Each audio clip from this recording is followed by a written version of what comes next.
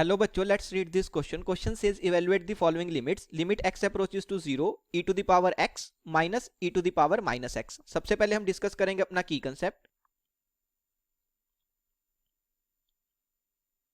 And key concept is limit x approaches to a,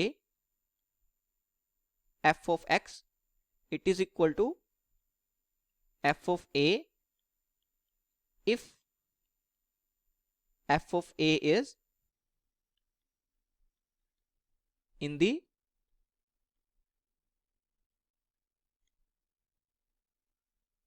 determinate form. Okay,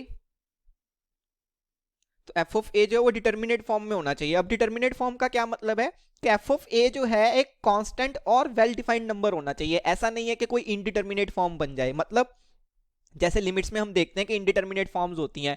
0/0 की form बन गई, infinity by infinity की form बन गई, इन्फिनिटी माइनस इन्फिनिटी की फॉर्म बन गई, 1 टू द पावर इन्फिनिटी की फॉर्म बन गई. ऐसा कुछ नहीं बनना चाहिए. एक वेल डिफाइंड और कांस्टेंट नंबर होना चाहिए. तो हम simply limit x approaches to a f of x को f ऑफ a लिख सकते हैं. अब जो लिमिट हमें इवेल्युएट करनी है उसको लेट से मैंने l से रिप्रेजेंट किया. So l is limit x approaches to 0 e to the power x minus e to the power minus x. Right, अब मैंने क्या किया, ये जो फंक्शन है उसको f ऑफ x से रिप्रेजेंट किया. So f of x is e to the power x minus e to the power minus x. Right, और x अप्रोचेस टू 0 है, सो a इक्वल टू 0 हो गया. तो अब जो लिमिट है उसको मैं लिख सकता हूं, it is limit x approaches to a f of x. Right, अब मैं सबसे पहले f ऑफ a चेक कर लेता हूं कि वो डिटर्मिनेट फॉर्म में आ रहा है या इनडिटर्मिनेट फॉर्म में आ रहा है.